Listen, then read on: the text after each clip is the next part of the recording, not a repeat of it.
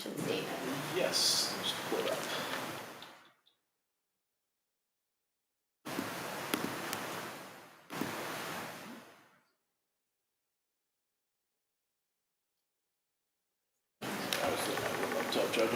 Perfect. Still No problem, bro. We're here to help. Sorry. Excuse me. New password. A lot of us are not Lowercase football. Thank you. Oh, that's it? Great. All lowercase. Thank you. Sorry, Jack. Ipswich Public Schools aspires to empower all students to be global citizens who are effective communicators, analytical problem solvers, and savvy consumers of information.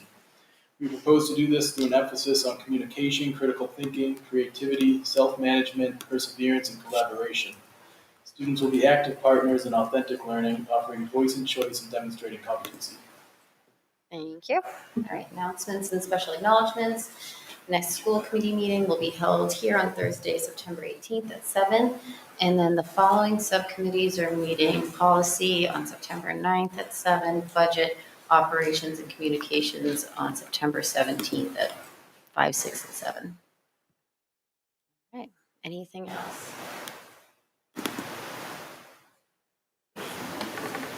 I just want to give another shout out to the custodial crew and Dr. Cotto for getting everything done this summer.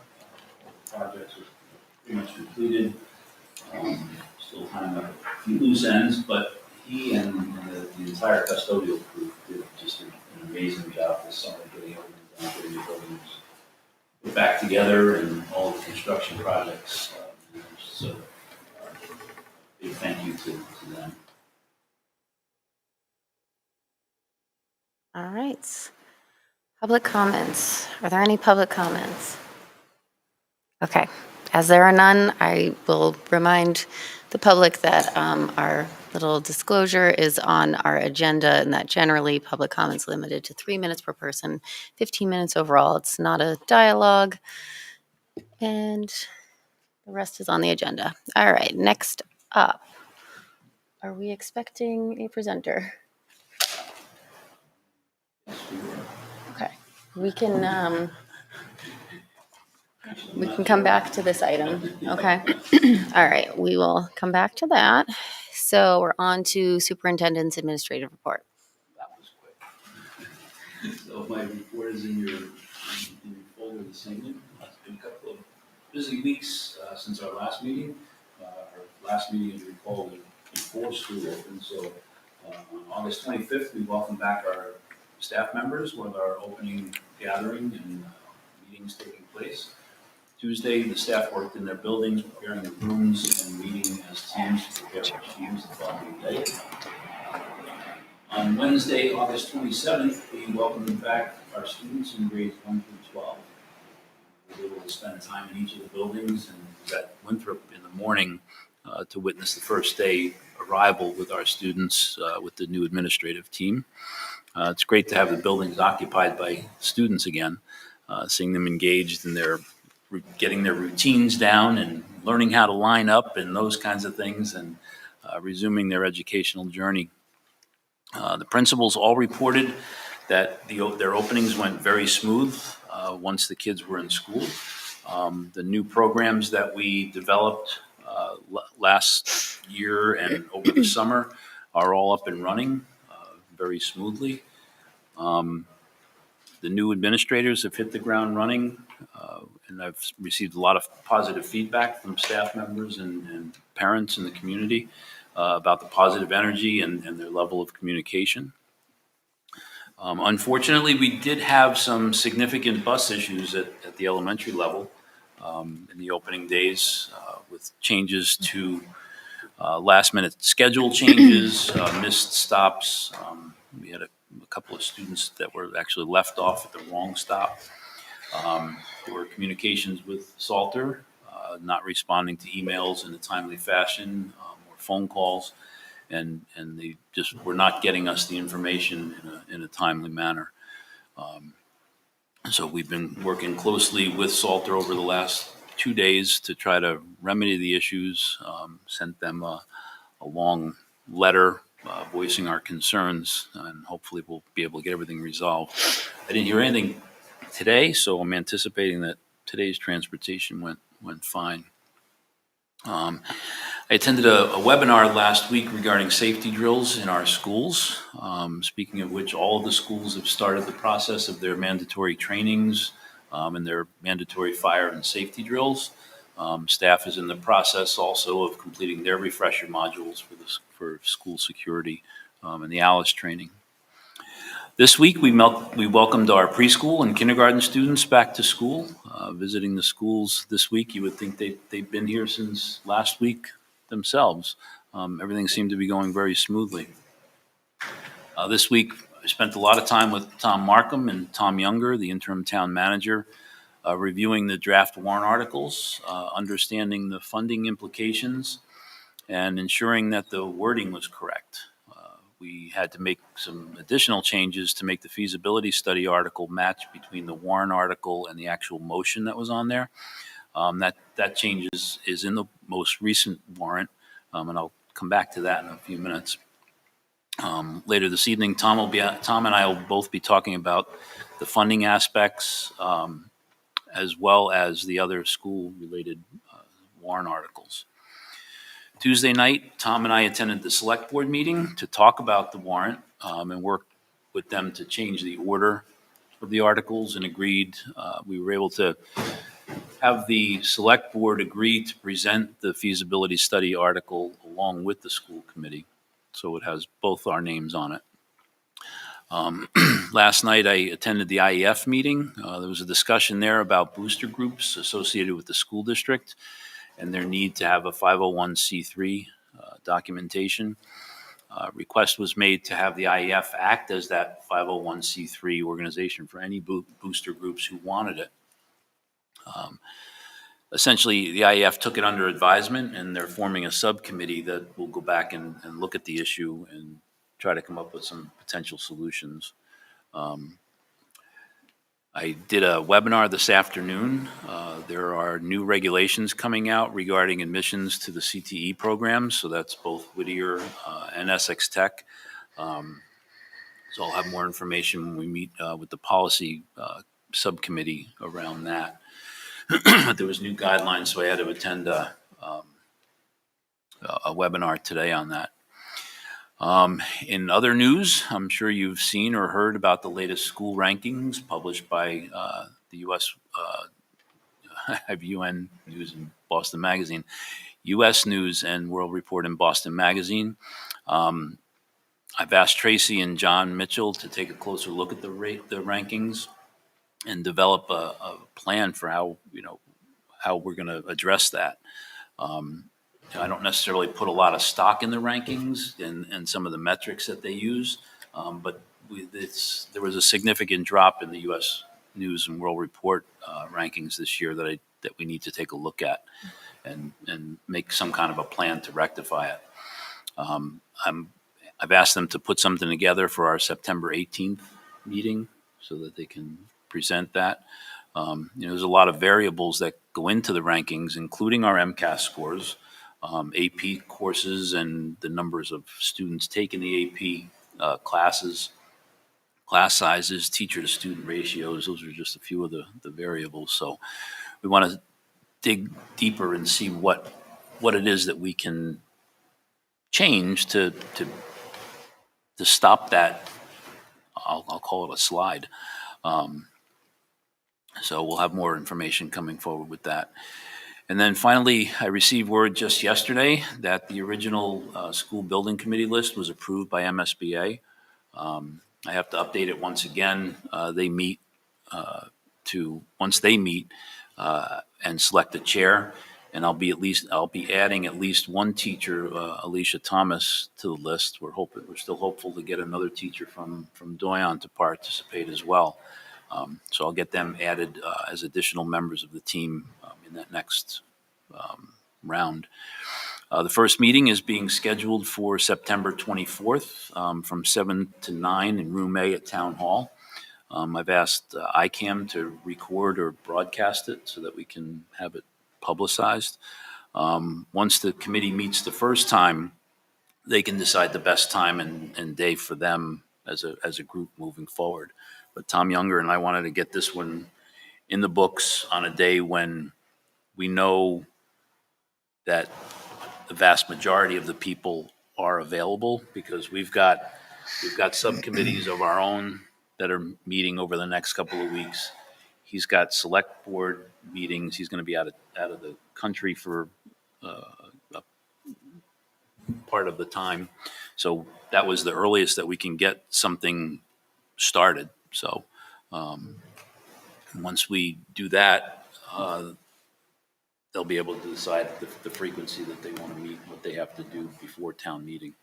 So in the meantime, we're doing some work, I don't know, say behind the scenes, but, just keeping up with the necessary documentation for everything, going back and forth with MSBA to make sure that the language in the warrant and the motion are clean and legal. And we'll continue to march forward with it. I had a question, or maybe we'll talk about it further on in the meeting, but I noticed that Tom Younger is listed twice. You can have more than one role on the committee. Oh, okay. Yeah, the way that template works is you have to have, at a minimum, you have to have all of those roles filled. But it says on the form even that you can have somebody in multiple roles. Okay, so him there twice is not bumping somebody else from, okay. Nope. Thank you. Not at all. And then, and this is maybe what we'll talk about when we get to the warrant articles. I'll save it. Okay. There's an, excuse me, I'll save mine too for the building project update later. My question. All right. Anybody else? Okay. Are you in there? I'm in, yes. Oh, okay, all right, okay. All right. So we're going to pop back up and we're going to welcome Principal Peter Ginolfi to speak to interscholastic and intramural fees at the middle school. Thank you very much. Thank you for seeing me tonight. Over the past, I don't know how many years, but we've been slowly building up a deficit in our athletic revolving fund for middle school. Close to about over $5,000 now in deficit. Prices are going up for buses, referees, stipends, yet we've never raised the fees in well over 10 years. And our overall numbers are a little bit down, so we're not collecting as much. And it's just slowly getting worse. So what I'm here to ask you tonight is to allow us to, right now our students pay $50 for intramurals, and that's as many as you want to play. And for interscholastic sports, it's $75. And that's the fee that we started the year with, so that's what we put out in all our mailings just recently. So we're here to ask if someone wants to play an additional intramural or an additional interscholastic sport, we charge them an extra $25. So it would bump it up to $75 and $100. And then next year we just start with that fee. So we're not asking a huge increase, but a little bit extra. So if you wanted to play 5 different intramurals, it would be cap at $75 total. Or 3 interscholastic sports, it would cap at $100. So it's just a little bit more. Hopefully we can start to turn back. The bus costs are a huge thing we're seeing in our interscholastic sports. Those have skyrocketed since COVID. So we're just not making any headway. So what does that mean for this year, you said? So for this year, right now, we opened up our portal just the other day. Yep. So that's in there at the advertised regular fee, $50 for anybody who wants to play an intramural. And that's what it's going to be for the fall. So let's say it becomes winter and someone wants to play volleyball. We would ask them for an additional $25. And then if they wanted to do floorball, whatever, dodgeball, that's all free because the cap would be $75. And same thing with our cross country. Someone plays cross country, it's $75 they've already paid. If they want to play spring track, it would be an additional $25. So a question I have, because I just signed my daughter up for tennis. Yes. So I'm looking forward to that. But in my situation, it's $50 for the year is what it's been. Yeah. So I signed her up for tennis as like an additional one, because I thought it was $50, it used to be $50. Right, that's what it currently is, right? So, yes, so then she's gonna do volleyball and, a badminton. Yeah. So that would mean I So it would would pay be- an additional 25. Yeah, just 25 more, and that would hit the cap of 75. Okay. And that would be it for the year. So I guess And my she could question still is, do others. Can it change? Is it already been out there that it's? It's already out $50 there. a That's year? why we're asking you to do it this way. I know it's more work for us to collect those additional fees, but that's why we're saying next year, just start it at Yeah. 75 and then 100 rather than 50 and 75 and going back to get that extra 25. So we're just a little late, with the timing of it, Right. so. Right, because Yeah. I'm just thinking maybe I wouldn't have signed, I mean, I know it's like $25, but, perhaps. Yeah. Because maybe I wouldn't have signed her up for tennis and just held back for the other two. I don't know. I'm just the other thinking two- this yeah. scenario. It would be $25 to play unlimited, more. Right. So I have a couple questions. The first question is, I know you mentioned buses and referees Yeah. for interscholastic. What Right. else do the fees pay for? Because I know like maybe they get a shirt in cross country. Are there uniforms? Yeah, buses and those things. Those are interscholastic, though. For the intramurals, the amount of stipends that we have to pay, those are contractual through the union, and they've had raises over the years, and those keep going up, Right. but our fee hasn't. Right. So now we're at a deficit. So it pays for the person in charge. Yeah, and in some sports, like in volleyball, it's very popular. We'll have 3 adults because we just have so many kids. Same as basketball. So there's So is $25 enough? probably not, but we don't want to prevent people, Also, if students qualify for, we have scholarships to give out for families that need them. But we don't want to put anybody off. We don't want to keep anybody away. We'd like to have a lot of kids. We thought $25 was palpable for most people. But yeah, we did have that conversation. Is it enough? Because we have to slowly get to that. It might take a little while to get us there. We don't want to lose, I'm sorry.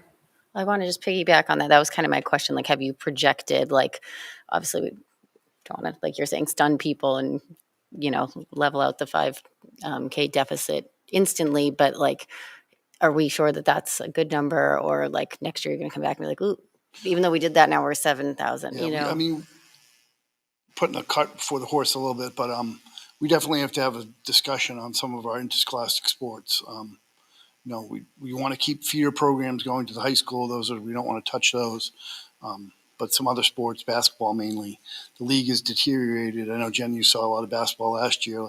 It's only Rockport, Ipswich, and Manchester left. Everybody else has stopped playing because mainly those same groups of kids, for the most part, not everybody, but play on a travel team or some of the club team. We still have it. Rockport couldn't field the team last year. Manchester, they had waivers, same situation. They're small schools, so they have high school waivers. So for them to be able to have a JV team, they filed a waiver, and a bunch of 8th graders moved up. And then it really weakened their. We had a game with Manchester, had 2 teams, but one of them only had 6th and 7th graders, and we had a really talented 8th grade team last year. It was hard to try to not score. got it. So the league is all like Triton, Newburyport, Amesbury. They're long gone. They haven't played in a number of years Okay. for basketball. This is something we They're don't still want. doing cross country and field hockey. We have a field hockey schedule. Cross country track. The other KPN teams are in those sports. Yeah, we don't want to lose these great things. Keeps kids busy. Yeah. Gives them, the intramural gives them a chance to try things out. So yeah, I mean, that's what we got to do. Well, yeah, it sounds like this is kind of trying to hit it a little bit this year, but then bigger conversations to come. Maybe with the athletic subcommittee, meeting with them and talk about basketball particularly. That one's, buses, referees, it adds up. And I know my sons who played this yen ball back in the day, played, and then they played on their travel team too. And it's Got it. a lot of the same kids. Yeah. Any questions on this side of the room? Seems reasonable. And you have a thoughtful plan to increase it a bit this year, and then, so it sounds reasonable to me. Is there a motion? Motion to approve increase in interscholastic and intramural fees at the middle school. Second. Moved by Jen, second by Haley. Further discussion? Do we need to add the number, the amount? You said as presented. So As presented. Laura, you captured it all? Okay. All right. All in favor? And I'm going to abstain, so the motion passes. Thank you. Okay. Thank you. Thanks.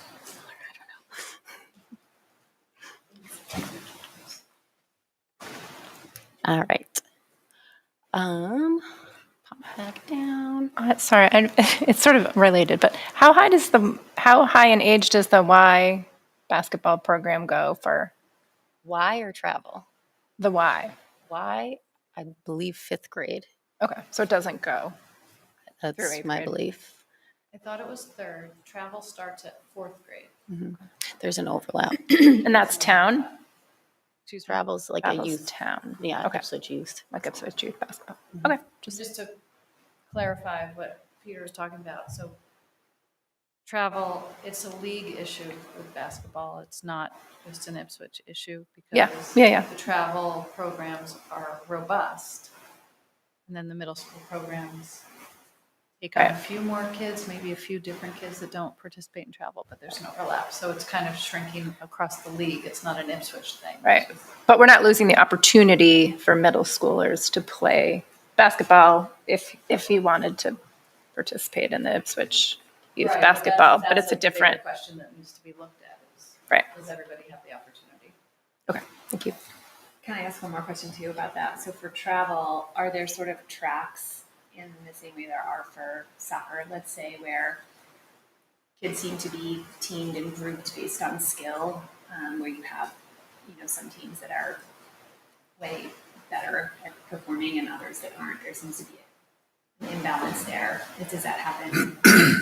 I want to make sure this conversation stays pertinent to schools.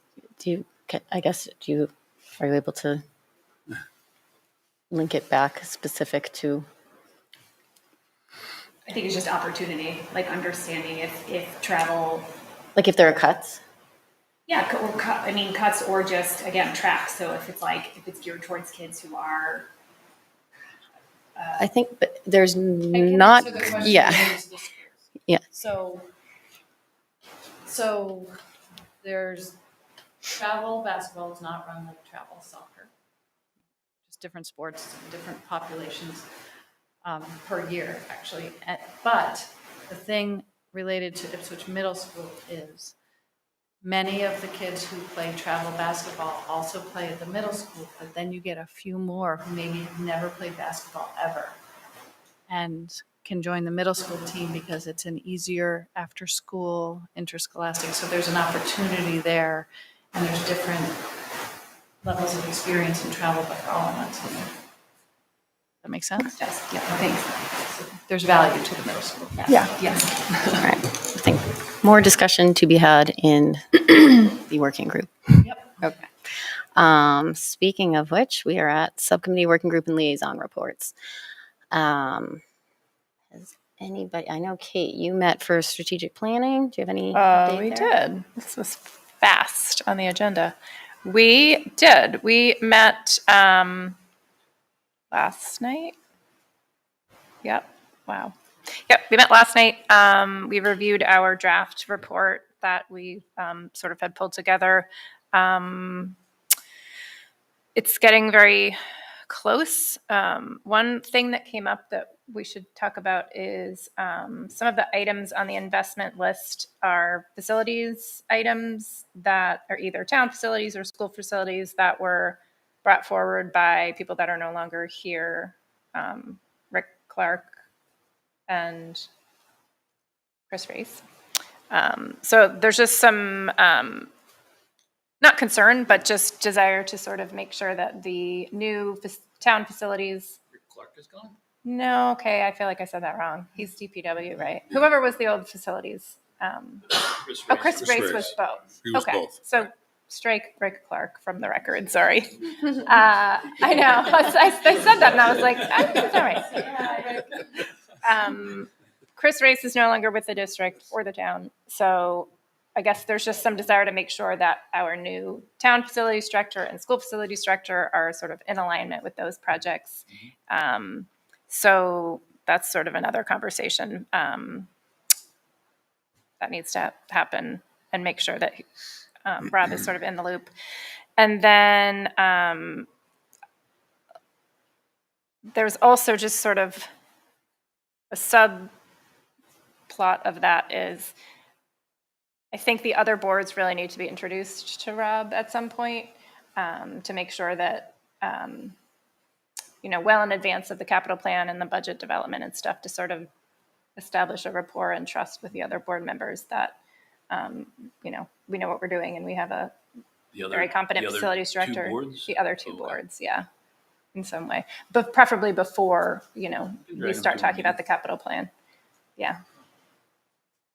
Yeah, I don't know exactly how that will happen, but I just think it would be wise to sort of get the other boards and him That's a great aligned. idea.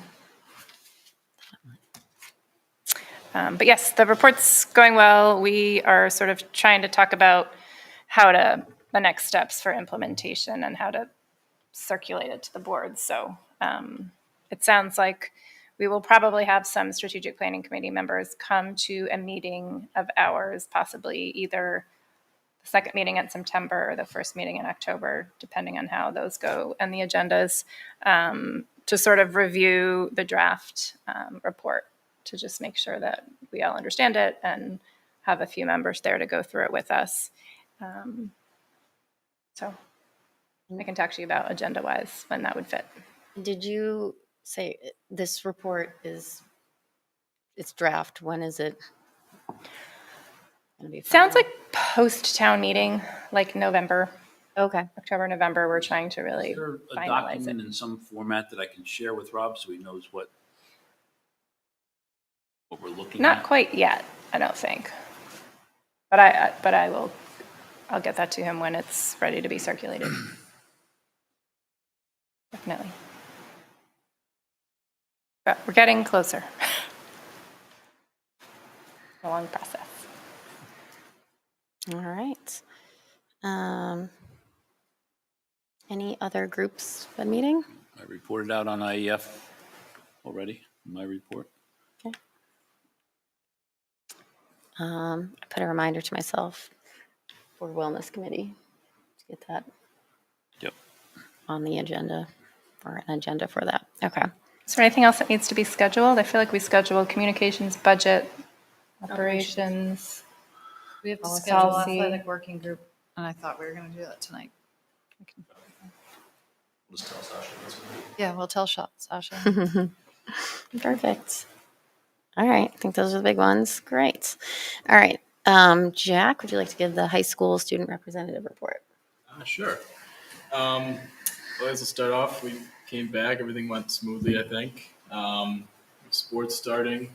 We have Chelsea tomorrow for football. I think soccer had Rockport tonight. And then I guess I'll go on to the more important points. But I think people have noticed the facilities are in good condition. And so then there were some other things that were brought up to me. The first one was the R blocks with meeting for like clubs and stuff. That was, I don't know if anything can be done with that, but people wanted me to bring it up because unfortunately, if you can only have one half an hour meeting time or so, I mean, you can't have all the clubs running then, and a lot of clubs need like weekly meetings at least. And so I guess the idea is after school, but what somebody else brought up to me is that creates kind of an equity issue because you're going to have kids that if they don't have their parents aren't able to come pick them up after school, if they rely on the bus to get home, if you're having meetings after school, then you don't really have a way of getting home if you live far away, if you don't have a car or something like that. So I don't know if something can be done with that because I think we also don't want to limit how many things people can do. I mean, you don't want people doing a ton of things, I get, but I think we want our students to be involved, right? And then The other things, school lunch. Um, People were asking me, people want better food. I realize that, it's like a state because it has to meet certain requirements in order for the state and federal government to reimburse it for it to be free lunch. I know that's a mandate, but I don't know if anything can be done with that. I mean, maybe fresher food, or I know there's a lot of options like vegetables and fruits and stuff, but and as good as that is, a lot of people do still want like larger size portions, more like people like the burgers, but they could be bigger and fresher. And I think that's something people are interested in. And then the last one was the bathrooms. Somebody brought up to me that they were being locked in between class periods in an effort to reduce the vaping, which I understand the vaping's bad, but I mean, locking them in the middle of class periods means that you have to get up out of the middle of class when you should be learning. If you're taking advanced courses like AP calculus, I mean, if you step out for even 5 minutes, you get back and you don't know what's happening. So I think that was a concern. I mean, I know there's that trying to reduce the vaping, but I don't know if that's the right way to do it. Other than that, I don't have a lot else. But Great information. Thank you. I've heard the bathroom issue too, Yeah. but kids can't. I mean, how many staff members would it take to stand? I think How many bathrooms are there? in It our just seems building like, to report, miss class we can. and have a missed opportunity in between class seems. I have a question about I don't know if you know the answer, but about the, desire for fresh foods, which is great.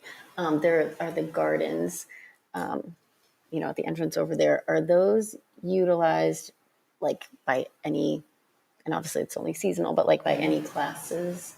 Or is it like an after school? Like who's managing those? Is there opportunity? I thought it was Environmental Club does a lot of that stuff. And I know Ms. LaFrance had mentioned yesterday in Environmental that they were putting another garden out here, Green. the rain garden or hydroponic something. But I don't know if that's. I think they're used. I mean, we go out there sometimes for class too, which I think a lot of people like that as well, going outside for classes. I mean, I do. So All we can. yeah. Food, any of the food from there does end up in the kitchen. I want, and is that like called out? Like these are don't- cucumbers from, Yeah, I don't know. I don't know that. I think the concern is like with like the burgers. I mean, and I don't blame like our lunch staff. I know they work hard and stuff, but like the patty is maybe about that thick. It's not exactly great tasting. I mean, it's food.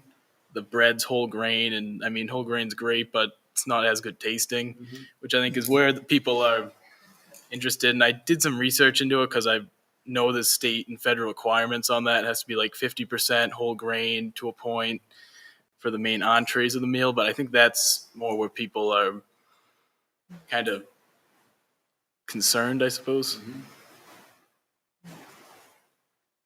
Good input. Yeah, I'm not sure what can be done about that, but All right. Tom, the finance report. Okay, thank you. In your packets tonight is the monthly finance, the year-to-date report. You're seeing that under 9.3. This is through the end of August, so it's effectively only 2 months of the fiscal year.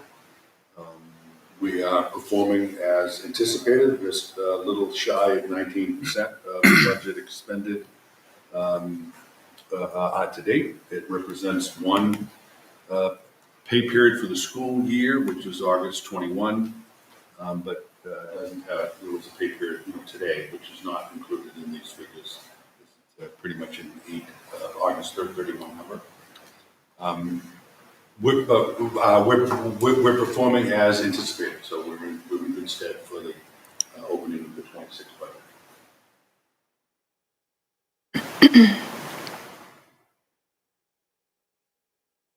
Question? That was a quick one.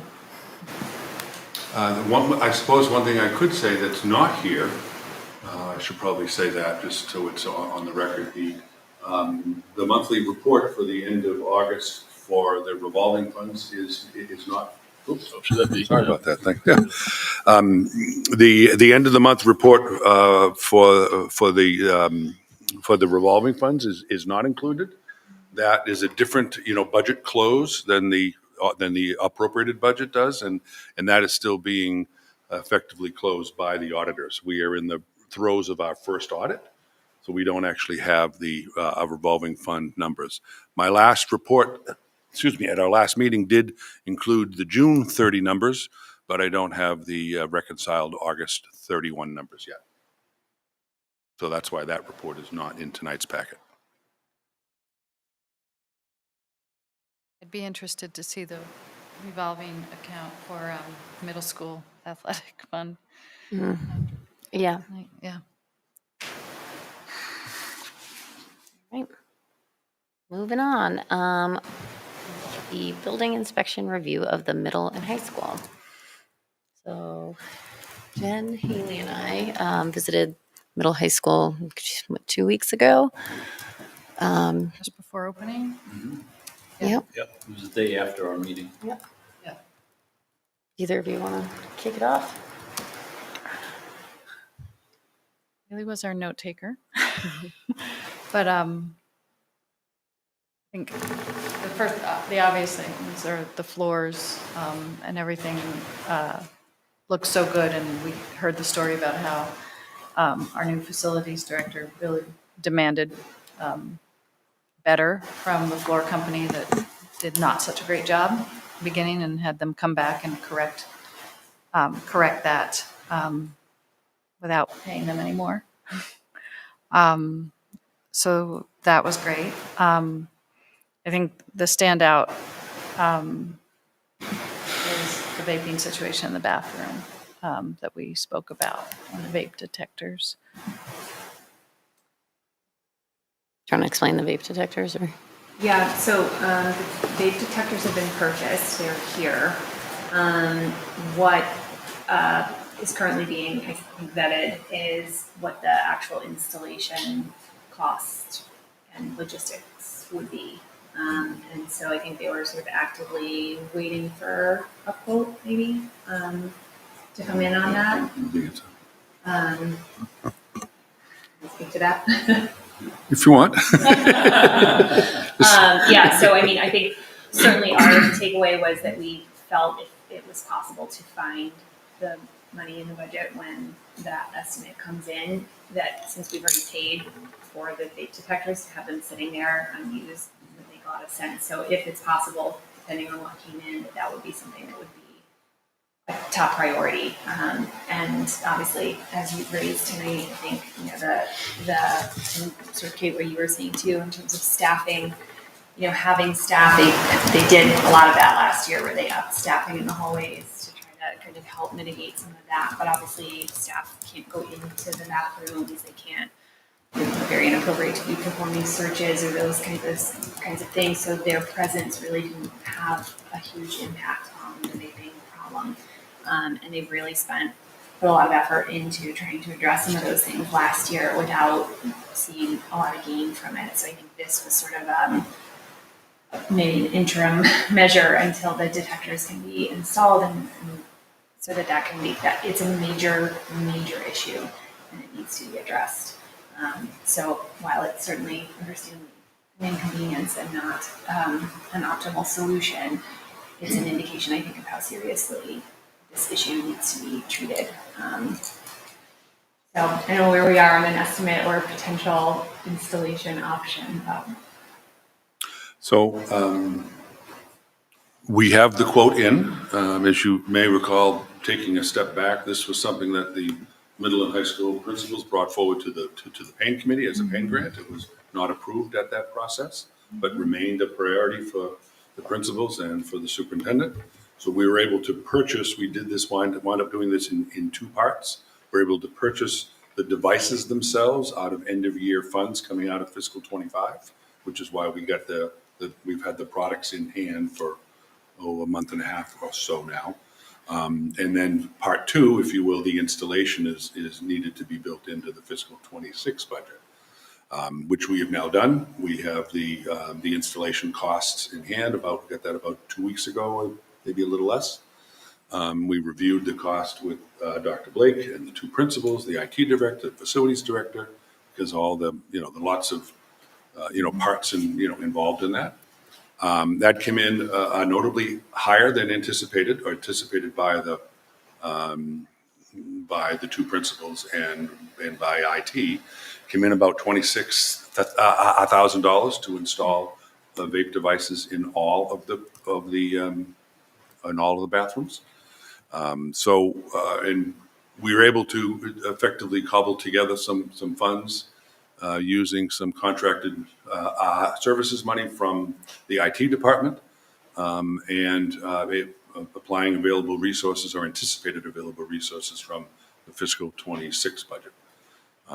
So it's about a $13,000 split between what IT would be paying for, because it's demonstrably a technology install, and with the balance coming out of anticipated available funds in '26, in fiscal '26. So a purchase order has been opened, and IT is in the process of scheduling the install, which we anticipate to be within the next month or so. So we have been able to fit this in, being able to do the purchasing across 2 fiscal years. So I think the principals mentioned that it might be more than just one day, and that they were shooting for the October break. We have a 4-day weekend. Is that still the target? The target is by the end of October. Okay. I guess I'm not, close enough to where they are with the contractor as far as scheduling. But Okay. it would probably be at least a 2-day, maybe even a 3-day, endeavor. Mm-hmm. But it's not uncommon for IT, contractors to be in the building while students and staff are here. So I don't know that we would need to have the buildings closed to have that done. They would do one bathroom at a time. Right. So it really wouldn't be a huge obstacle to go methodically while the buildings are occupied. Like, they're not shutting down electrical panels or electrical systems. I mean, the device is not particularly high voltage, so it's a lot of work, but it's not a real, high draw from energy or power. Okay.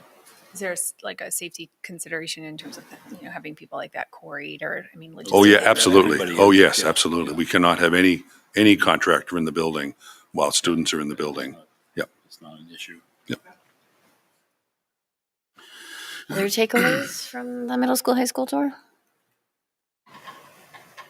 I think the other thing maybe to highlight is the sort of the locker swap out. It sounds like I forget the name that they called it. There's like an area where there are lockers that really just aren't used very much, and it creates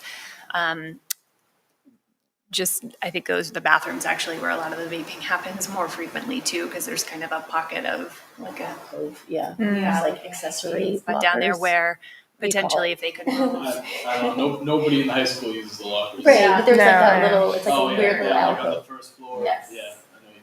Yeah, those lockers are. Going up to like the taking space. courtyard, there's like a Mhm. space in there that.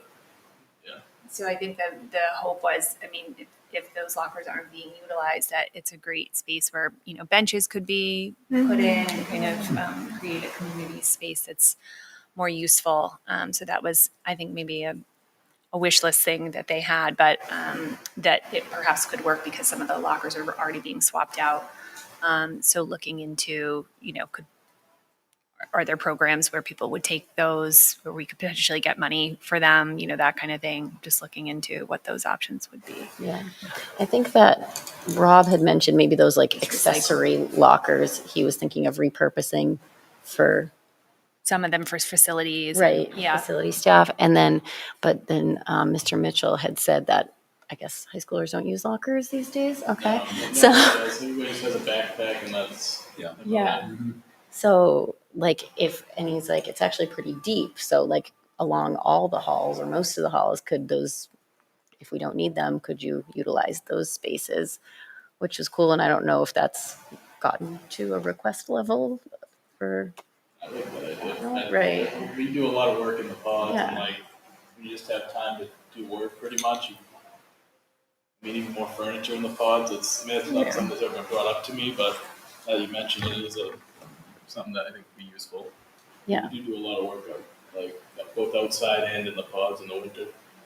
Yeah. So I don't know what the price tag is for that, but good to give a little attention over there too, even though we're really hyper focused on our elementary schools also.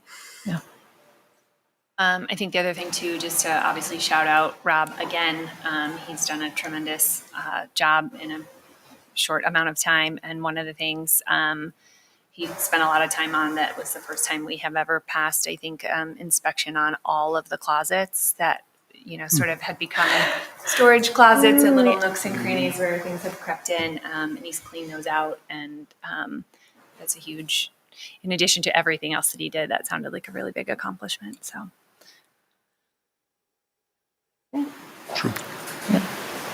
Great. Wait, how's the gym and the bleachers? Oh, beautiful. Oh, my goodness. I haven't seen the them yet. bleachers I'm gonna and go the down there gym. after the meeting. Looks so I took good. pictures of it. Good. It was awesome. Good. And actually, over the winter, probably like November-ish, before basketball starts, it'll look even better. How so? Because when they finished it, when they put the top coats on, it was too humid, and so it didn't dry properly. And so when they come in and do essentially like a buff and coat before basketball season starts, they'll be able to put another layer down, and it'll look even better. It looks so awesome. Yeah. These are like a different color wood, Yeah. and the tiger detail. What do you think? I haven't been in the I've been in the upstairs gym. Yeah. Okay. I'm gonna go up to this now. Go check it out. I've seen it in the hallways, so it looks a lot newer. It's brand new. Good. Awesome. All right. Elementary school building project update. I think I covered most of it in my superintendent's report. The initial certification, we updated it. We went back and forth with MSBA because the original document was the old version that they sent us. So we re-signed the newer version and resent that in, Diana and Tom Younger and I. So that's squared away. The initial school building committee forms were done. The town manager appointed the folks to the committee. They all received letters. About half are sworn in already. The rest of us have to get over to town hall and get it taken care of. Staff members. Please charge, yes. Citizens So are like, next time we're over there, we'll get that taken care of. So that's ready to roll. We're doing some work behind the scenes between Rob Furtado and I and Adam around some of the educational spaces that for the next document that we have to submit at the end of the month. And we'll talk about the Warren article here shortly. So. Can I just ask a quick question about Alicia being added? So she wasn't added. She wasn't included initially because the school year hadn't started. List, right. Okay. So I just was looking at like how, if there's a 20-day, I guess, requirement from the MSBA in order we have to resubmit the list and then they have to approve it. Does that impact her ability to start? Like She's already been appointed. She just wasn't on Okay. the original list, and that's fine. What's the next deliverable for that committee, like, and date roughly? It's Do the you end know? of the month, September 29th, 30th, September 29th. It's an educational, I forget the name of it. It's an educational, it's educational specifications. So they want to know what like what our rooms are currently Okay. in Doyon. They want to know how many schools we have, how many are in, you know, how many students are in each building. So it's a little bit more detailed than the SOI that we submitted. Okay, but it's not something the school building committee needs to do, like the district can pull together, No, it's like data. I mean, they can review it, I'm sure, but it's. Yes. I guess where I was going is the school building committee is made up of people that In the would be, district. that would be doing it anyway, which is Right. myself, Rob Furtado, the building principal. Right. Tom Right. may have some input on it. So it's all people that are On the on committee. the building committee Okay. anyway. It's a educational profile questionnaire. Thank you. Right, but that, I'm just, that doesn't need to wait until the 24th and you meet to start or anything. Okay, great. And that's, sorry, one more thing. Are we anticipating regular updates, I assume, at this meeting? Right, Once- standing agenda item? I think it's going to depend on what's happening, but I think Haley can communicate if you feel like it's a simple, no new information, or, yeah, we have a big update that we need to bring to this committee, right? Yeah, I think depending if it's just something that gets rolled into the liaison report versus something that needs more attention, and we would reach out ahead of time to include for agenda planning. Okay. I mean, for us, but also for the public to. Yeah, their Hear what's meetings are going to going be Yeah, those meetings recorded would be as well. Yeah. So there's plenty of opportunity. All right, moving on. Okay, the town meeting warrant article, well, originally it was vote and speaking assignments. But hopefully everybody caught some or all of the select board meeting from this week. And it looks like there are some continued and anticipated edits. So just wondering if anybody objects to postponing our vote until September 18th, which should still fit the timeline of being recorded in the booklet. Okay.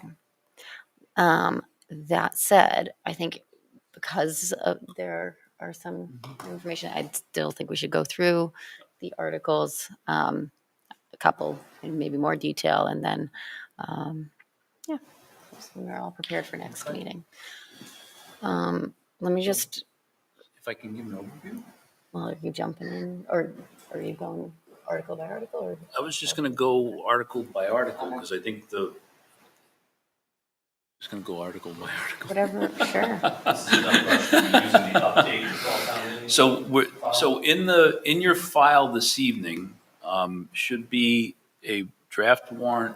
It says special 10.C.1 draft special town meeting warrant, October 28, 2025 dash September 4, 2025 PDF.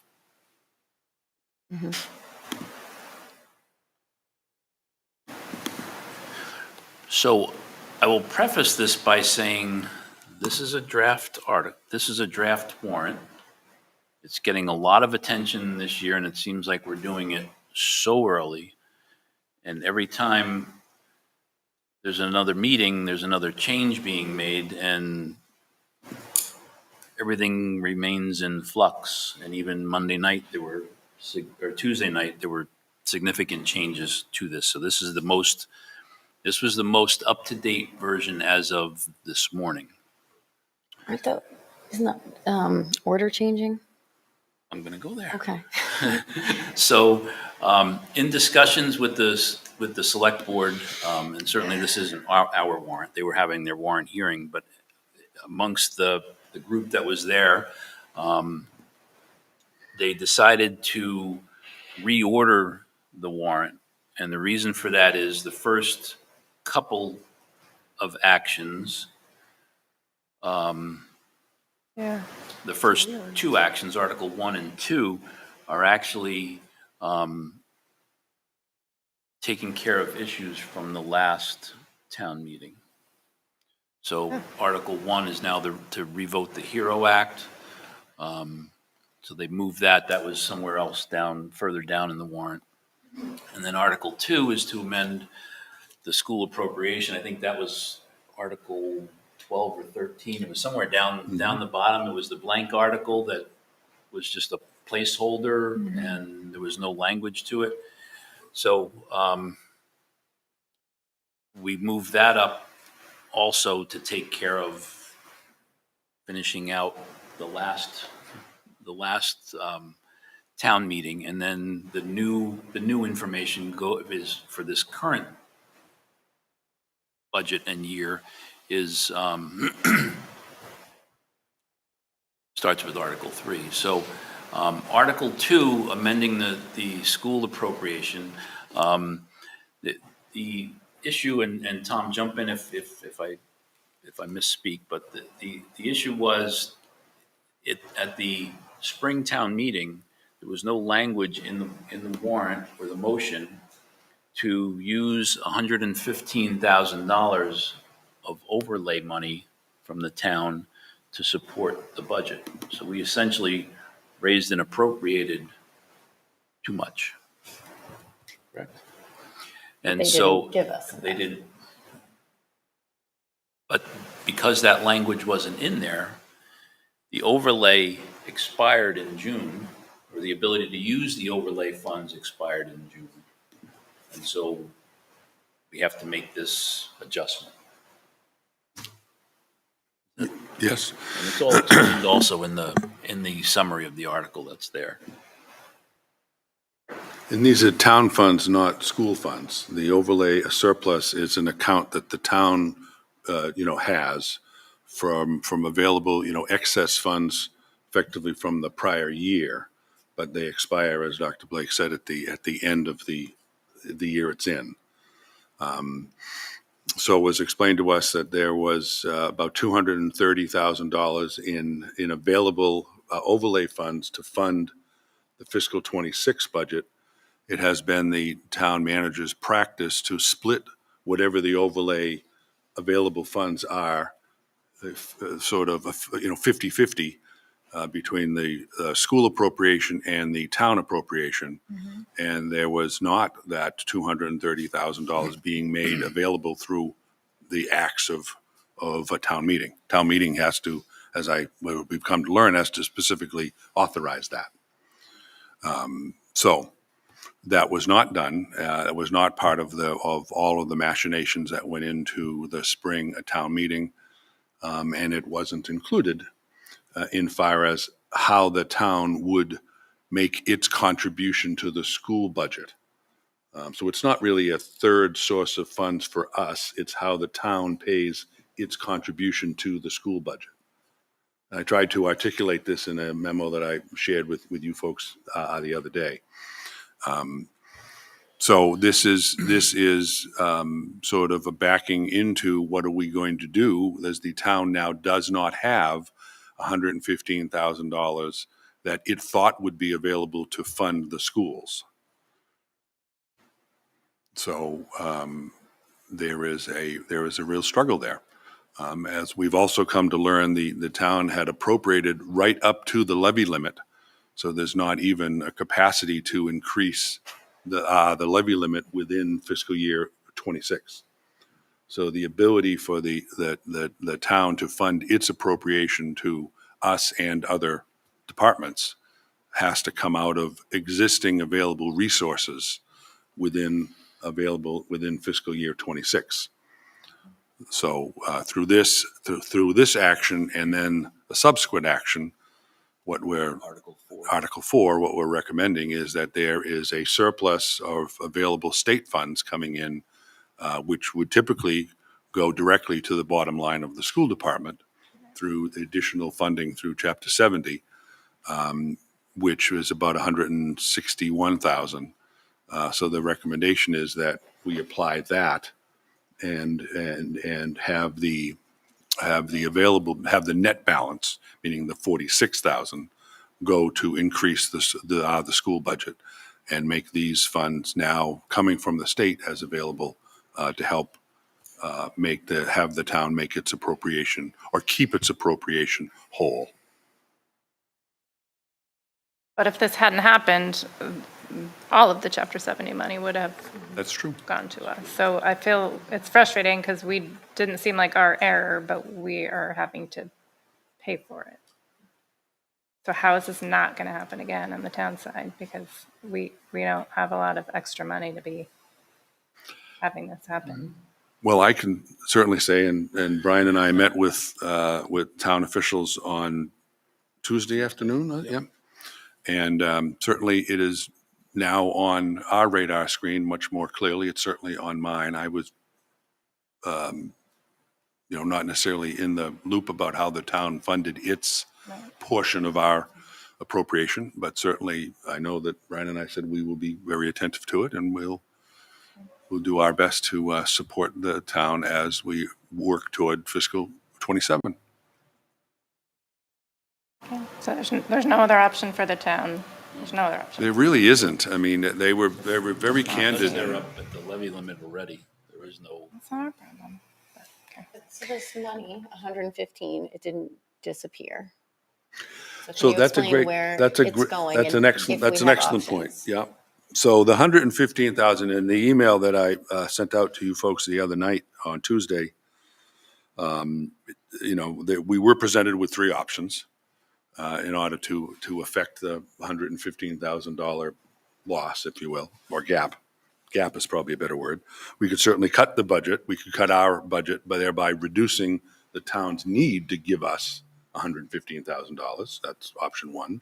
Option two, which is at your discretion with town meeting approval, would be to go into the stabilization fund for $115,000. And which, options one and two, Brian and I said that's probably not, it's certainly not something the administration supports, and that we don't think there's a lot of, room to make that, viable. So option three would be to go to a place that available funds do exist and that are within our discretionary spending, because they're not part of, the only good news is that this is not a loss to fiscal 26. These are new Chapter 70 monies that would typically certainly go to the school budget's bottom line. So there's no question that past practice has been at the fall town meeting, whatever comes in as excess Chapter 70 money goes 100% to the school. So that's clearly what would have been anticipated. You may recall that last year's Chapter 70 money was $230,000. So this year's an increase in Chapter 70, I want to say, was only going to be, but was going to be $161,000. That's where the state formula landed.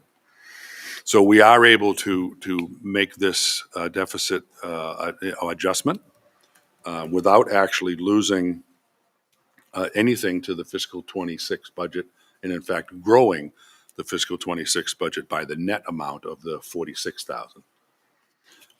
Now, I think to your question, Diana, if I'm picking up what you're putting down, is that at the end of the day, as we know, any available funds as we close out the fiscal year, both our closing the fiscal year and the town's closing the fiscal year, falls to the bottom line and eventually becomes part of free cash, which is used at the select board and FinCom's discretion, but is the principal source of funding for capital projects, both town and school capital projects. So I think, the $115,000 is a relatively small amount of money in the grand scheme of things, that I think it's more than fair to say that we will eventually see it available through capital funding for either town or school projects. I think the budget subcommittee should keep that on our radar to ask for it. Yes. Or to make sure that we, see that return in money in capital funds. And we had a very generous capital plan this year, which was great. We do. We do. I mean, as we talked about at the last meeting. Very generous capital needs.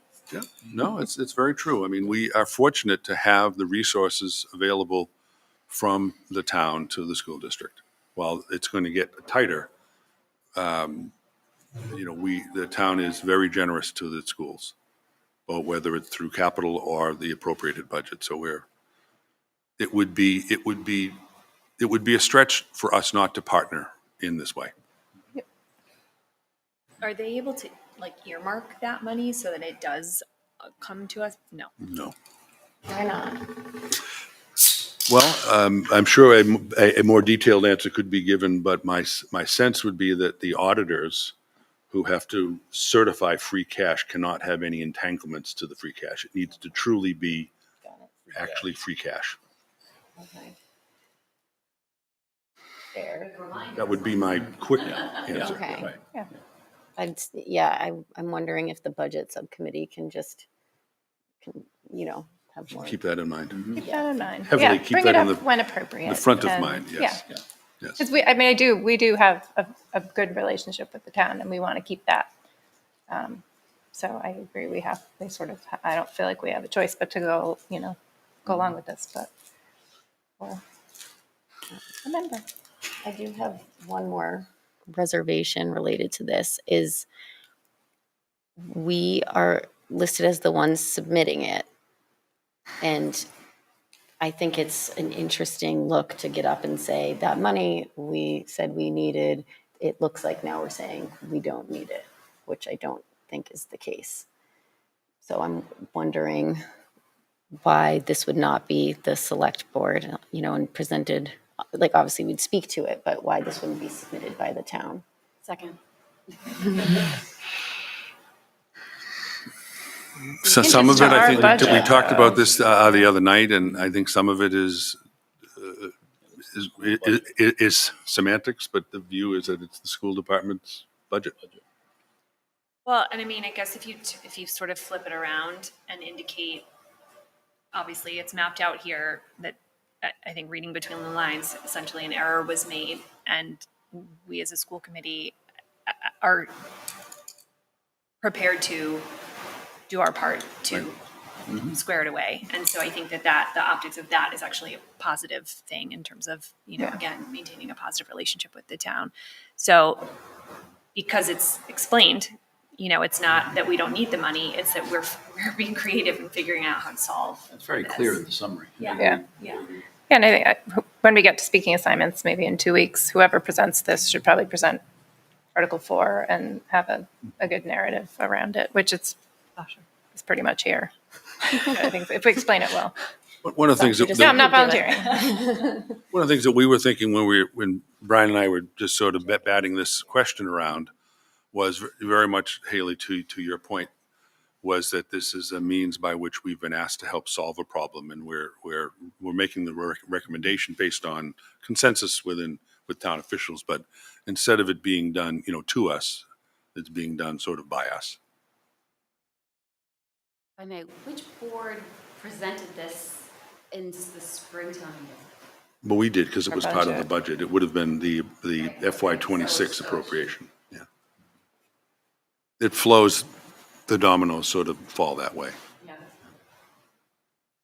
So my question about the numbering, and maybe I didn't hear it, but I thought there was a recommendation to have this article next to Article That makes 4, sense. so that I think they're is a quick follow. I'm sorry. Okay, explain. Sorry, I missed think, that. Dr. Blake mentioned it earlier, but I think that the reason they landed on this is because standard protocol is for anything that is an adjustment or revisiting of something that happened before has to go first. So I don't know why Article 4 wouldn't be Article 3, I guess. I don't think they got to that, but that was why this was. I think they always seem to do town and then school for budgets and amended budgets. I don't know if they have to, but I'm at least glad they're not, Article 2 and Article 13. Any other Right. questions on Article 2 before I move on? Thank you for Yeah. explaining that. And then Article 3 is to, amend the municipal budget based on their increase in state aid as well. Article 4 is the 161,000 that we spoke of previously. The increase in our state aid there. Again, that's something that happens pretty much every year. And Article 5 is the appropriation to Essex Tech.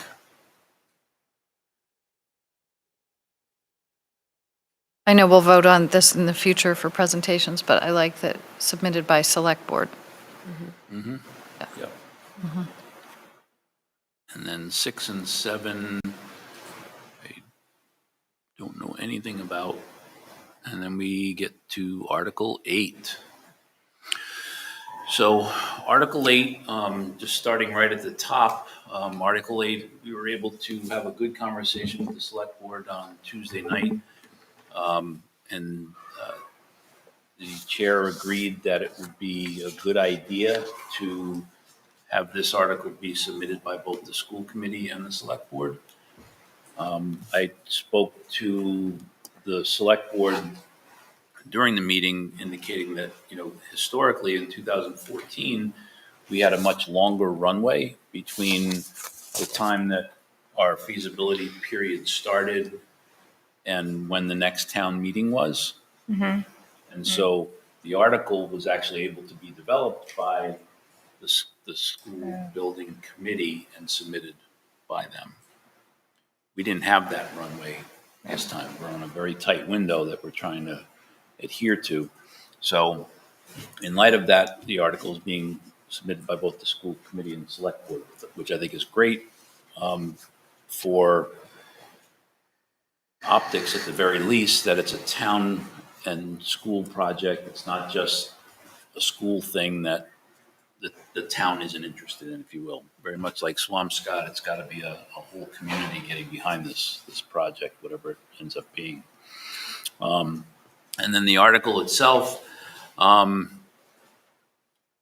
in our last school committee meeting, I had just copied and pasted the language that was given to me after the discussion that we had here. And there was a slight difference in the wording that we needed to get squared away. And so that wording was, if we look at the article itself, starting in the second line, school building committee for a feasibility study for an elementary school building project for the Paul F. Doyle Memorial School, including a possible consolidation. So that's the language that we agreed to last time, and that was cut and pasted into the article. I mean, the template change went off to MSBA, was approved. Down below in the motion, the words building project were not included in what we had cut and pasted from the conversation the last time. Those two needed to be the same. So worked with MSBA, we inserted building project in the motion, and that's the only other change that was made. Sent that off to MSBA, they approved it. They said, yes, that's what it has to be.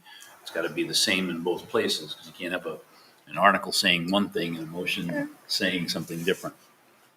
So we made that change, and it's now the way it needs to be. It does require a 2/3 vote at the town meeting. So that's it in terms of the language piece. One quick question about that, I Yep. promise it's quick. When I was looking at the MSBA requirements, it said that you had to list the address, and if They they are didn't okay say- with yeah, it, that's fine, but I yeah. didn't know if we need to add like presently located No, at, we didn't have to. okay, No. That's good. great. So now on to funding. And I keep all the Good, okay. communication between MSBA and right. myself. So. Yeah. Okay, so that's the wording piece. The funding piece, another conversation. I don't even know. I'm going to let you go Yeah, me with this too. one because you can explain it far better than I can. So as you know, Okay. the last feasibility study was funded in large part by MSBA. So this language is very clear that MSBA is not paying for any of this. It's completely on the town. So with the town/school having to come up with the funding for it, we had a number of choices to look at. Thank you. So there are at least two essential questions, but I'll proactively talk about two of them. The first being the dollar amount in the request. The recommendation that we have here is for $2 million, which would really be up to $2 million. That was part of the discussion at the select board meeting Tuesday night. Also, I've confirmed that in two different conversations I recently had with the town treasurer, meaning that the treasurer would only borrow what we needed to pay for the cost of the feasibility study. So the $2 million, while there is some art to it, it's not precise. Obviously, we need to go to bid. We need to go to the marketplace. We need to do a competitive bid to get solicitations from architects and engineers, and then they're going to respond in kind with what they're prepared to propose that the feasibility study costs. It's entirely likely that it will be less than $2 million based on some available data through MSBA's recent history of similarly sized projects. I did a very cursory look, but nonetheless readily available on MSBA for schools, for elementary schools within the size that we're looking at, between 400 students and 800 students, which is obviously the feasibility study is going to be, or the bid rather, for the feasibility study consultant is going to be giving them two tasks, right, to meet the scope of this article. So that's why there needs to be a sort of a range. So the range within what we've seen or what MSBA has been able to glean and to share publicly has been somewhere within the range of $1.1 million to about $2.3 million, $2.4 million for similarly sized projects at different communities in the 24 months prior to December of 24. That's the most available recent data is through last calendar year. So as I answered at the select board meeting, we chose something in placing $2 million as a recommendation at the high end of that. So we'd rather have a high end as opposed to saying, 1 million and it comes in at 1.5, or, then we'd have that sort of an issue. But again, there's no precise science around the $2 million. That would almost be, frankly, putting the cart before the horse. We'd still need to go to bid to get proposals in from our architects and engineers to have a sense of this. So I hope that makes some sense, because there was a handful of questions that came up, all good ones, Tuesday night at the select board meeting, but that's sort of, the piece there. One, that it would be up to the $2 million borrow, and the town treasurer would only, bond or borrow what was needed to pay for the study. The other question that did come up the other night, which is obviously a very good one, is what happens if the proposals come in from consultants that is more than $2 million. So there's no real answer from the administration side yet. We'd come back to this table and we'd have to engage the town officials with what possible means might there be to afford the feasibility study if all the bids came in that were above what we're appropriating. So there's no real answer or no real definitive answer, other than we obviously wouldn't expend any money until we had the available budget to pay for it. So that's one of the two things I wanted to be proactive about. And the second one that's embedded in here in all of the language and highlighted, or one of them is highlighted in the yellow, effectively is how we would pay for the $2 million, regardless of what the bid ultimately comes in at. How are we going to pay for up to $2 million for a feasibility study? And there are two options that are before us, before the community. I suppose there's probably more than two, but there are two most viable options, because there isn't, the third option would be to take it from available funds. And there isn't really $2 million of available funds anywhere. Now, if that's an option that you would like us to pursue, I suppose we could go down that path to cobble together $2 million, but that's not really a viable option. Because I think between school resources and town resources, there isn't $2 million that's unattached to something else. So we could do a debt exclusion, or we could do effectively just, flat borrowing to issue a bond and then pay short-term debt. A debt exclusion, permanently applies it to the tax base, and then it's part of the levy charges every year until the bond is paid. Or just do straight short-term borrowing, as we've done for the roofs, for example, and then the short-term borrowing of the dollar amount of $2 million would obviously come with interest payments, because we would be actually going to banking institutions to borrow that. And then when the bill comes due, or when the first payments begin due, we have to have a revenue stream by which we pay for that. What would typically be done in other communities, that an MSBA would certainly be more than aware of that, and what would typically be done is you would roll in the cost of the feasibility study into the cost of the overall project. So the overall project is going to cost whatever the feasibility study estimates it to be, but then we would just take that $2 million and add it into the overall cost of the project, which would then go to the voters. So that's how it would typically be done, in really, anywhere. And that's what the recommendation would be here, if we were not to do a debt exclusion, if we were just to pay for it with short-term borrowing, assuming that everything is going to continue to move forward in a year and a half or 2 years, when we have the feasibility study done and all the plans are done, and we're in a place where we have a reliable cost for the overall project. We would just add the feasibility study cost to that, and then ask the voters to support the entire cost.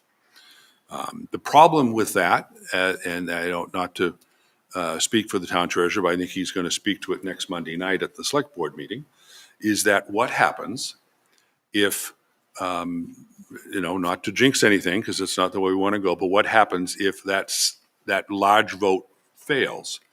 We still have a $2 million bill to pay the consultant for the feasibility study. So that's the real concern, and that if we decide to go, if the community decides to go with just straight borrowing, it would have to then wrap that cost into the overall cost of the project. But if that vote were to fail, how then do we then pay back the debt of the feasibility study itself? Mm-hmm. And the really only way to do that, at least as far as practicable, is to build that cost into future school budgets, as we're doing right now. Remember, we are paying the cost of the 3 roof projects that were completed in fiscal '24 by a line item in our budget. We are paying short-term debt for the improvements to this roof and the Doyon and Winthrop roofs now. We're also paying for the wind turbine. There's still some debt on that. So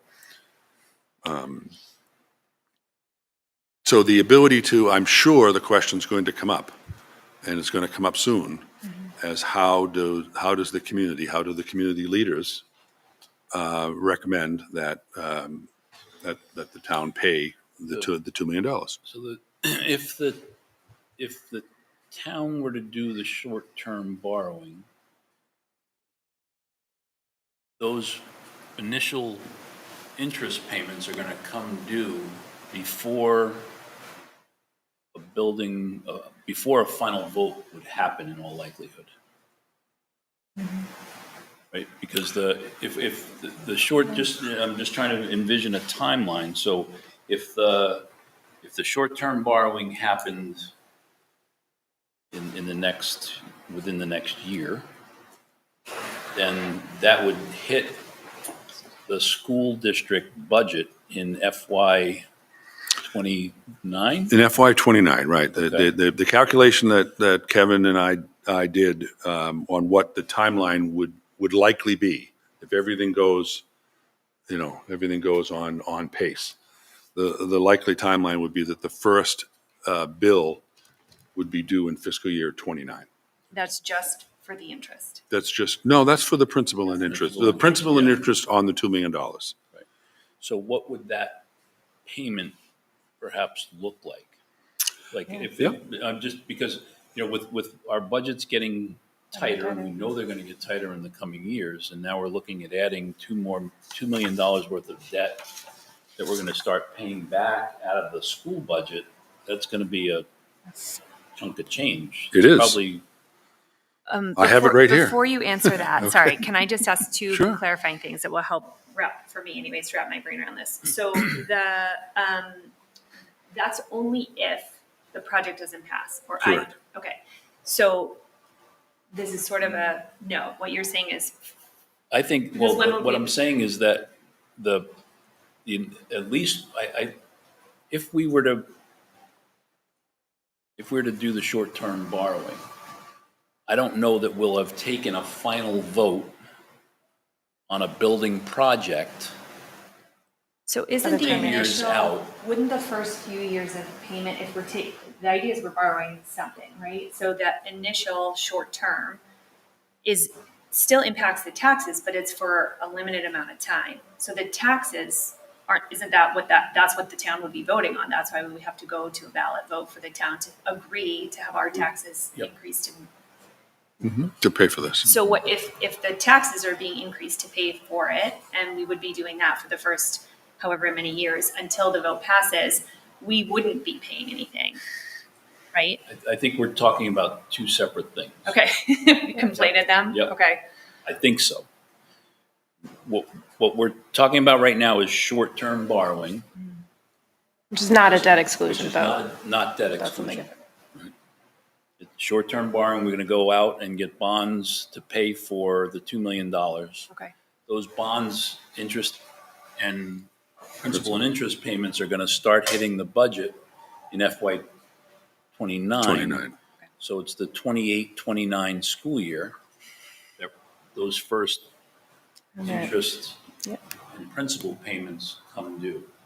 And it's not hundreds of thousands, it's, yeah. So assuming a $2 million debt, meaning cost, assuming also a 4% interest, which would be pretty conservative, that then the principal and interest payments that would be due on 4% of, in addition to, $4 million, $2 million, would be about $750,000 added to the fiscal '29 budget to pay this bill.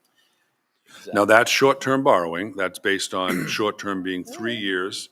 We could borrow with, obviously, the treasurer's discretion, but could borrow up to 5 years, or could make the payment over 5 years as opposed to 3.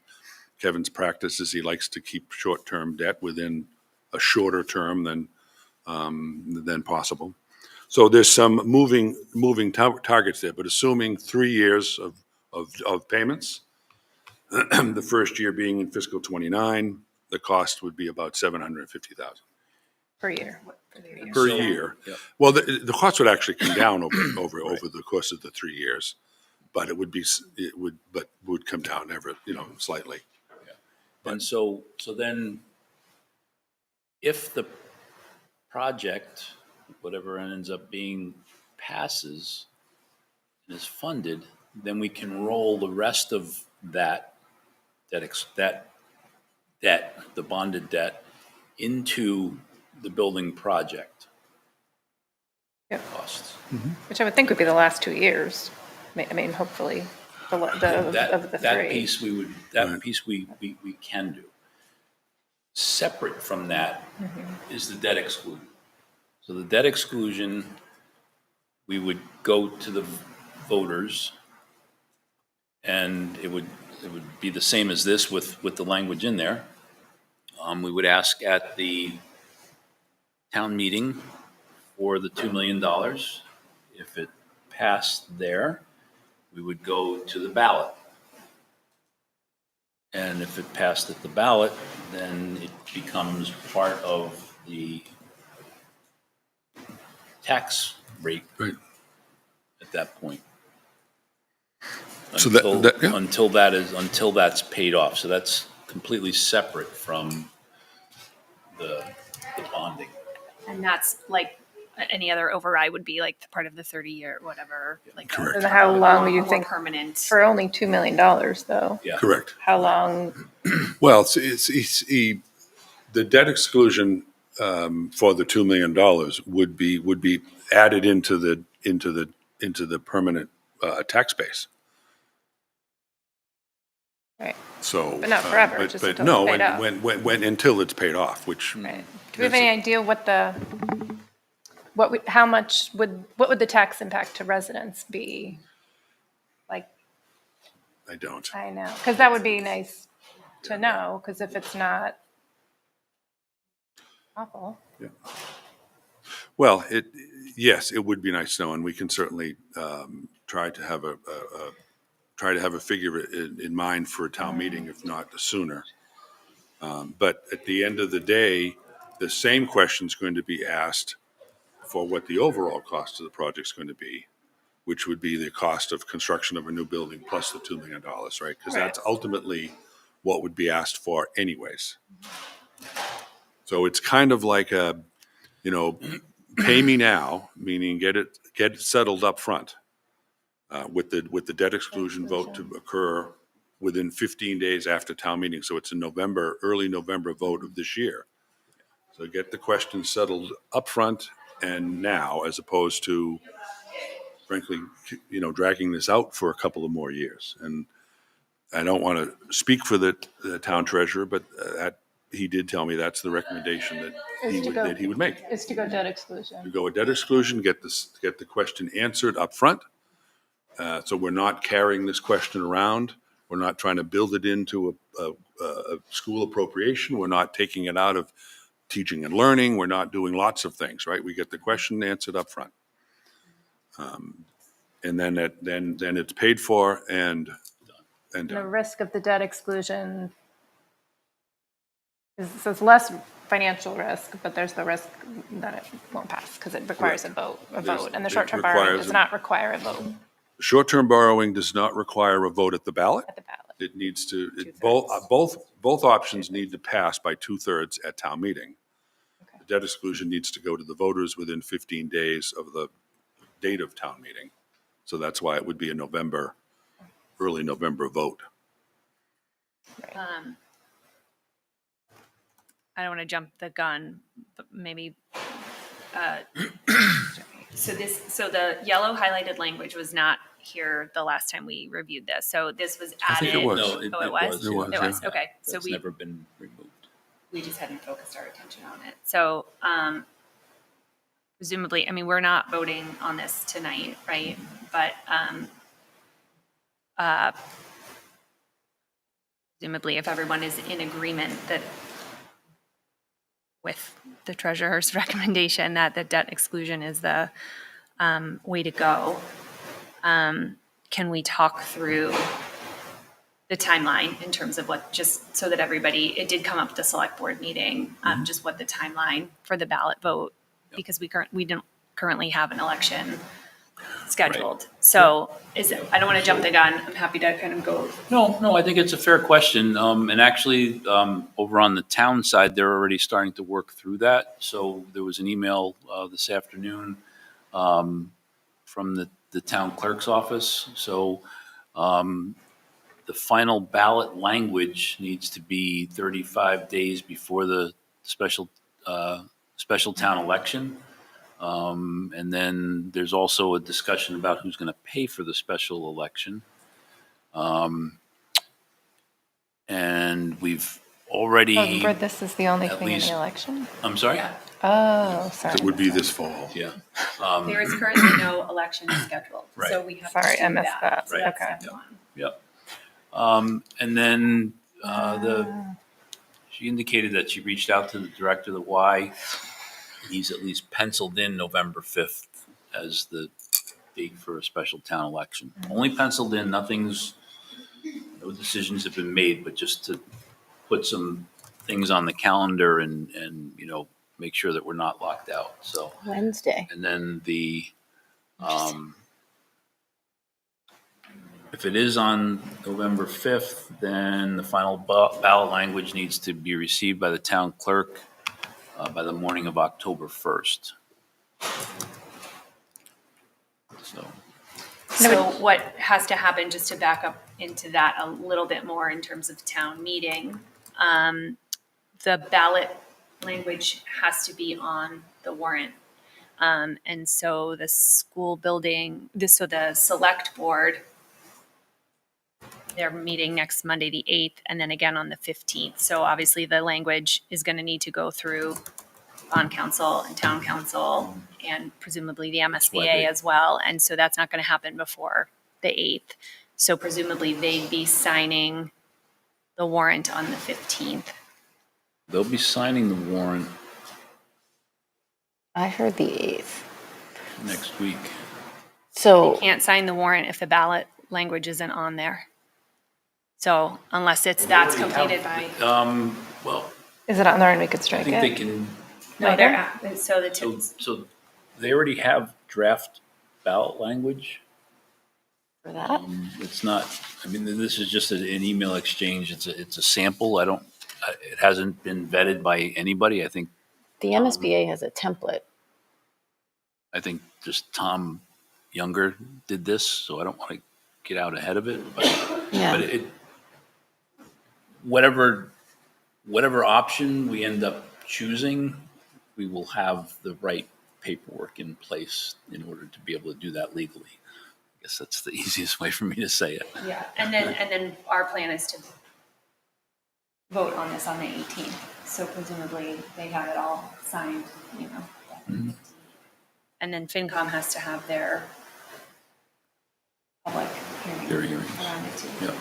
And that all has to back into getting the books printed too. Yep. So is the ballot language on the attachment B? I think so. I mean, that's just what's online, but Yeah. it seems MSBA, like all things, wants to, Yeah. give it the I approval. have not looked at any of this yet. No, yeah, no, I just, The think. ballot question, so I don't want to say When I was what it scanning is through it, I saw without. I mean, I think it just, as I said, suffice to say, if it needs to be on there for the warrant to be approved, whatever necessary steps need to be taken will be done. So I guess the question for this group is, what are your thoughts on, as you know, collectively, what are your thoughts on how we're going to fund this? Are we looking at a debt exclusion, or do you want to do the bonding? None of them are awesome. No? So just hunt that out the window right now, but I think the debt exclusion, although there are some risks involved, clearly, because you're going to voters at two different occasions. Yeah. Seems like the right path forward of all the housing other passes that are. And so that, and plus that being a recommendation of town, I think that I have no reason to go against what it is that they recommend. Right. Well, just for clarity, I, again, don't want to speak for the treasurer. I think he's more than able to do that Monday night at the select board meeting. So that recommendation hasn't been made publicly in any forum yet. Okay. But he did share with me today that is his recommendation. And I did say, well, look, can I say this out loud? And he said, yes, you can, because I'm not about to change my mind. He was very committed to that recommendation, but that's not been, just for clarity, it's not been made by any board or even discussed publicly yet. The other earlier, maybe 5 minutes ago, we talked about the debt exclusion and how that works with the two votes. So town meeting is a 2/3 vote. The ballot is a majority. Well, That's what I was looking at. Yeah, no, I remember. Yeah. So The override. it's town meeting, It was, yeah. 2/3, ballot box, majority. I agree, debt exclusion. I think that makes, I mean, I don't think our budget can handle anything, and that's what I think. And Kate has a good point, a good suggestion. Can we get? Would it be appropriate to have in the warrant a median, Usually an average of like would how much it would be- cost? Yeah, I would homeowner? think. If Because usually if 2 we ask, million is They a usually- huge amount. How much Yeah. it would cost? yeah, the FinCom might write it up in Oh, their, good. Okay. 'Cause that'll make in a the difference. booklet and say, it wouldn't be in the motion, but the FinCom like summary or The summary. Yeah. Okay. impact. It's just a like, figure they that always have a hasn't tax been impact. developed Okay. yet, but Okay. Yeah. it's pretty common to do so. Yeah, that's what I'm leaning towards too. I mean, I think we should definitely have, one or two of us try to go to the select board meeting next Monday to pay attention and listen to the conversation. I'm free, so I Really can quick, try to just go like too, us. and we can keep Sasha in the loop as a budget person too. And that seems to be what I'm leaning towards too. I mean, I do think there's a strong appetite in town for a new school. So, and that's essentially what we're asking the town for this debt exclusion is, can we proceed? This is, a big first step in this building project. And it doesn't seem, I don't know. Divisive. No, just like Yeah. everybody is in. Yeah, I think there's appetite for a project. It's just, there's a little debate about what the best version of that is. As this That's becomes why you have more a and more feasibility real, these are the decisions that go from talking about to Yeah, I haven't heard a lot of chatter about people not wanting to pursue this project.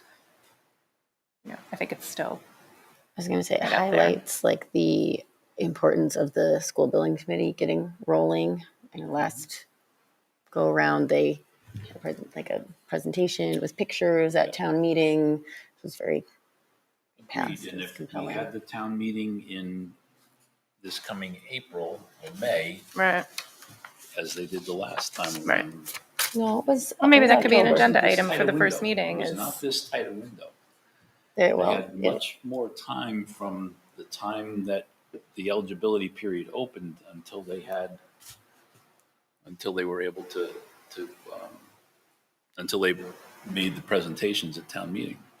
Well, there is still time for absolutely this group is. Yep. to get together and do but that. maybe that It's could be very an important. agenda item, Haley, for the first meeting is something about, how do we talk about, assuming this, we move forward with this option, is how does that group talk about or socialize the importance of this very important first vote in this project? If I could talk about that the two boards are putting this forward, I agree. It's good optics, and I'm totally for it. But I just want something to think about is it sets a precedent for, okay, two boards are all in for this. So when there's another time where only one board, it's sponsored by one board, does it have the opposite effect and say like, oh, the school board didn't submit it with them, so were they not as enthusiastic as they were about the other one? Do you know what I'm saying? Like, does it set a precedent? Okay, it's fine with me. I just wanted to throw that out there. And the other thing from Tuesday's meeting, in terms of order, Haley, I think it was you, because it was a good point, and I thought that's what they ended with. It was just a very confusing process when the 2 goes to 3 and 3 goes to 1 and 1 to. But I thought that the final decision was that the current Article 4 would be moved to the third, right in back of our other one. And if that's not what's in here, but I thought that was what was decided. And if not, can we push for that, since those are both of ours? Have them go, because otherwise it's confusing anyway. And tightly linked. Yeah, exactly. Related. And that's, the moderator was saying, these are you have to explain one to get to the other. So, yeah. We can So I think ask. that's, Can I ask that? Yeah. Are you sending that email? Or you don't need to. Okay. The moderator even suggested the possibility of having a combined article. right. It didn't seem to be But that's wanted, supposedly but there. yeah. Article 3 and 4, correct? Switching 3 and 4, yeah. So Yep. We have 2 and got it. 3. 4 goes to 3, next to 2. There we go. I'm in full support of the debt exclusion approach. I do think it's worth, possible consideration or conversation if for any reason short term,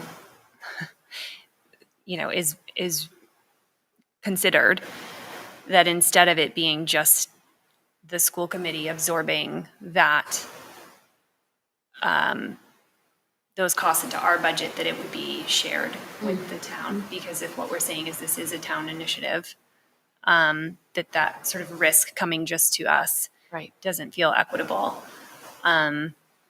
But I think hopefully it won't come to that. I mean, and hopefully, again, I think if not only just, yes, to Kate's point, the town has indicated there's an appetite to support the project, but hopefully there's also just an appetite and a general sense of not wanting to see major budgetary cuts happening. And so the town understanding that as a potential implication, if this failed, and to your point, whether that's how that's woven into the remarks, if the school building committee is able to have somebody speak to this in addition to, we as a school committee will be speaking to it, somebody from the select board will be speaking to it. So being able to really sort of strategize around how that message is sent and how, who's kind of pulling on which threads, I think will be really important. Because I hope that it doesn't come to the short-term borrowing. But I did just want to throw that out there in terms of potentially us not just absorbing it ourselves, and that being a broader conversation if it needs to be. It's a great point. I mean, if we're treating it like a town project, if anything fails along the way, it should be a town responsibility to. Both boards are asking for it. Right. So, That's a good point. So, I mean, do we need a formal vote on our recommendation?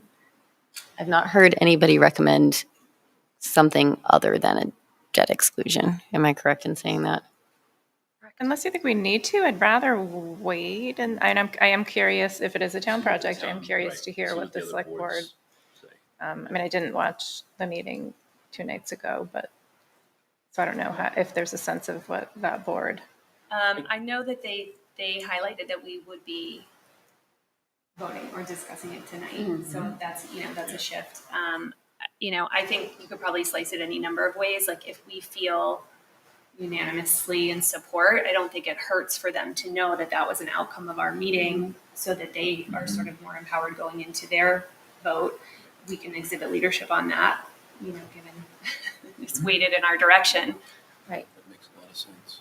Like, I think so if there was formal anything, vote? if anybody was in question about it, maybe, and we wanted more time, then sure, we could take it, but it sounds like maybe we don't.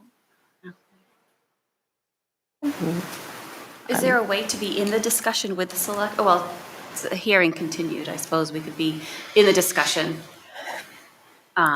next Monday with the select board when they're talking? Because it's a hearing, so really anybody can. I don't think it's a hearing next. They thought this Is is a it, hearing. are they continuing the They're hearing? at I'm the sorry, I end, so didn't, I don't know if the yeah. hearing is continued. I think they or if said they're Okay. going to continue. Oh, well then, sure. Right. Yeah, I mean, or we could communicate with them if we want to go. I can let them know that it's, although a formal vote wasn't taken, the consensus of the school committee was that you were in favor of a debt exclusion. Period. Yep. I think the other, the timeline is all interesting because then there's the finance committee. I'm sure they have a lot of thoughts and feelings too. And I guess they're coming after presumably the select board, 'cause I believe they meet on Tuesday. Hopefully they're paying attention to our meeting and the select board Yeah. meeting, Yep. because we should Right. be paying attention to each other's meeting. Yeah. Okay. Talk about who's going to go to that one. FinCom? Yeah, Finance committee. When's that? Tuesday. Oh, Tuesday. Tuesday night's the FinCom. Tom is going to go. Oh, you are going. I am going, Tom yes. is going. Thank you, Tom. Bernie's. Fantastic. Always taking both. Okay. Well, I have to say, it's going to be a very interesting year, and I just want to preempt. When I say that I want to try to stack meetings this year, this is one of the reasons, because we've got, next week, we have, Monday is the select board, Tuesday is policy, Wednesday is communication. The following week, I'm trying to, we do have some meetings stacked, but then that's the select, the next school committee meeting. So we're gonna have to work together to try to back up our meetings to open up some other free nights, because I think free nights. these, What? yeah, right. Because the school building committee, once it gets started, is gonna be, there's 3 of us that are gonna need to be involved in those, so that pulls us away from the ability to do these other meetings. Yeah. So- I incorrectly reported communication meeting the 10th. I think I said the 17th. Anyways, proceed. Budget's the 17th. Yeah. I just wanted to add, and I know, Dr. Blake, you're very good at being at every subcommittee meeting, but I don't think it's absolutely required at all subcommittee meetings that the superintendent be there. I know obviously like budget and there are Policy. some that, and policy is very helpful, but just to take that off of you, some of them. I think it's dangerous for the school committee, subcommittees to meet and make decisions that. Don't make may any impact decisions in subcommittee meetings, though, do we? We bring things back to the meeting. We have discussions, but we don't make decisions typically. Yeah, I think it's a good point, Jen. But I guess my point is that most of the discussions center around what's happening in the schools or, budget or, things that are going to impact the operations of the school district. So one of us should be there. That's why I've always made sure that I'm at them. And I think we all appreciate that, but just this is a huge priority. And you need, if a subcommittee needs to meet without you because you need to be at the school building committee. Yeah, I'd rather have full engagement at the Yes. school building committee or, I mean, what we could, maybe it's another discussion for another night, but maybe some subcommittees don't need to meet as often as they do. We can meet for longer every other month. I don't know. Not budget or, maybe policy, maybe policy. Diana's really melting down. You're Yeah. not a quorum. Or It's going to be an exciting year. Mhm. All right. Any other, I guess, are there any other articles that anybody had anything to say? I know we went through them last time. There were a couple new little ones about Oh, funds being closed. no. Obviously, we will discuss it ahead of voting next week too. So there's still opportunity to learn. All right. We're ready to move on? That went well. Okay, new business. Great. Consent agenda. Move the Ipswich School Committee to accept the meeting minutes from August 21st, 2025, and move that the Ipswich School Committee accept with gratitude the donation of $4,000 from the Institute for Savings to support the purchase of a solar-powered scoreboard for the high school softball field. These funds are to be deposited in the high school gift fund and expended as expected for this purchase. Yay, they really wanted that. So Exciting, that's exciting. Is there Motion. So moved. Second. I moved by Kate, second by Jen. Further discussion? All in favor? Okay, motion passes. Is there a motion to adjourn? Motion to adjourn. Second. Okay, moved by Jenny, second by Jen. All in favor? Adjourned at 8:56. Right, good work. It's gonna be a good year. Good night, Ipswich. Night, Ipswich. Thank you.